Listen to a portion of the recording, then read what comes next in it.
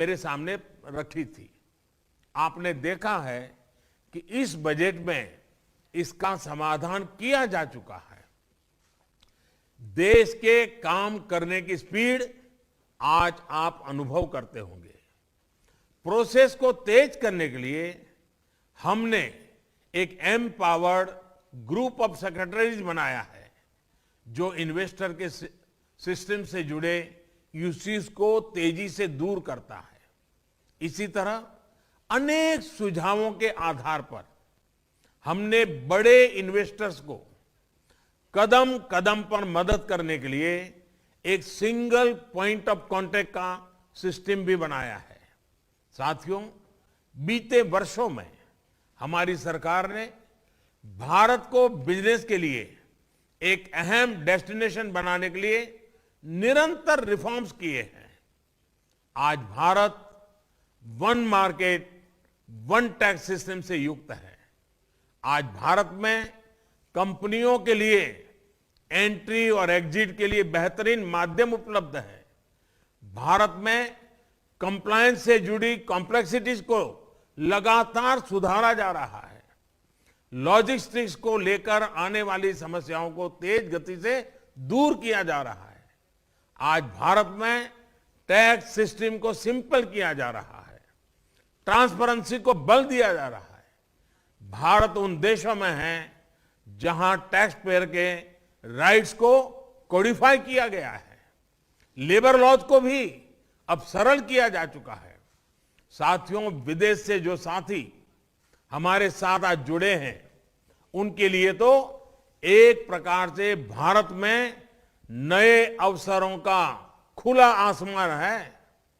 आप भी परिचित हैं कि एफडीआई को लेकर भारत ने अपनी पॉलिसी में किस तरह के अभूतपूर्व रिफॉर्म्स किए हैं।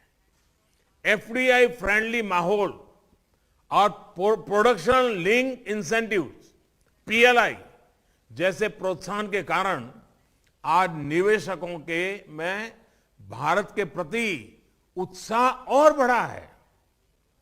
ये बीते कुछ महीनों में हुए रिकॉर्ड एफडीआई इनफ्लो में स्पष्ट रूप से दिखता भी है। आज ईज ऑफ डूइंग बिजनेस सिर्फ केंद्र सरकार तक सीमित नहीं है, बल्कि हमारे राज्यों ने भी इसके लिए स्वस्थ स्पर्धा हो रही है। ये एक बहुत बड़ा बदलाव है।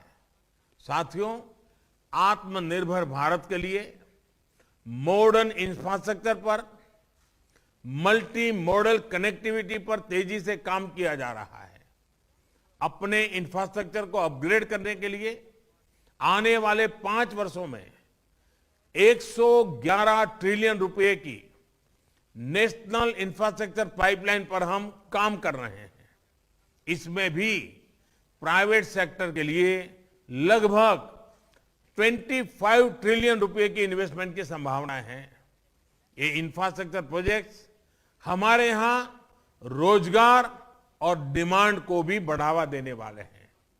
मुझे इस बात का भी एहसास है कि अनेक इन्वेस्टर्स भारत में अपना पहला ऑफिस खोलने की सोच रहे हैं।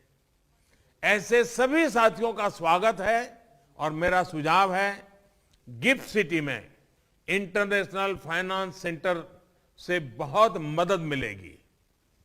इस सेंटर को इंटरनेशनली कंपैरेबल रेगुलेटरी फ्रेमवर्क के तहत गवर्न किया जाएगा।